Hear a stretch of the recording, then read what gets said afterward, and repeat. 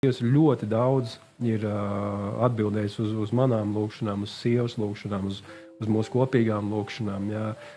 Ļoti daudz. Un viena no tādām lietām pavisam, kas bija, es strādāju uzņēmumā un braucu ar mašīnu, braucu no Inčkalna uz Rīgu. Un, mēs bijām vasarā bijuši nometnē Jūrmalā un spēlējot volejbolu, es sasitu cēli. Smiltīs bija akmens, es vienkārši lecu, ķēru bumbu un uzlecu tam akmenim virsū, sasitu cēli. Nu, it kā viss pārgāja, bet bija grūti kāpt pa trepēm augšā. Nu, un es braucu no tā Inčkalna uz Rīgu un es jūtu, ka man vienkārši tas cēlis piepamps tā, ka es pat nevaru kāju saliekt. Es iebraucu stāvvietā, apstājos, uzliku rokas virsū, palūdzu Dievu, un tāpat kā tas cēlis uzpampa, tāpat viss tas pampums nogāja. Tas ir reāls Dieva brīnums, kas notika manā dzīvē. Ja?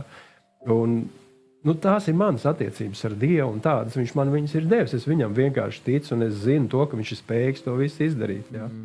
Draudzēm vakar lūkšanas bija, es atnācu, bija ļoti piekurs tiešām no darba, atnācu, aizbraucu uz lūkšanām, un es nesaprotu, sāku lūgt Dievu, slavēšana sākās, un es sāku lūgt, un man plaukstas deg tā, kā kāds lodlampa, viņas vienkārši karsētu tā.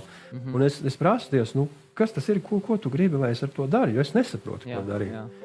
Un iznāk viena mūsu māsa, viņa saka, man ir tāda vajadzība, vai nevar aizlūgt par viņas dēlu, viņš sasīts bija galvu, un puisīts, viņam bija kaut kādi gadi 6, varēja būt tos mīnus, varbūt mazāk.